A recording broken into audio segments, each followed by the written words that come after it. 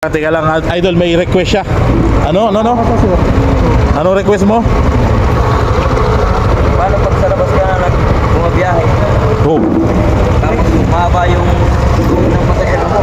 cancel. Kakancel mo. Le, Sa idol, hindi tayo pwedeng mamili ha.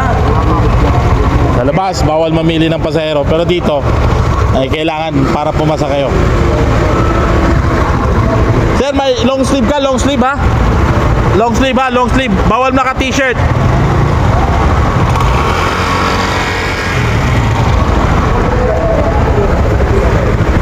Yan po yung nangyayari ngayon dito. Oh, bawal dyan. Bawal. Kaliwa tayo sumasakay eh. Ay, Diyos me. Tapos aalalayan natin lagi ha. Ayan, para smooth at safety. At sasabihin is gentleman ka.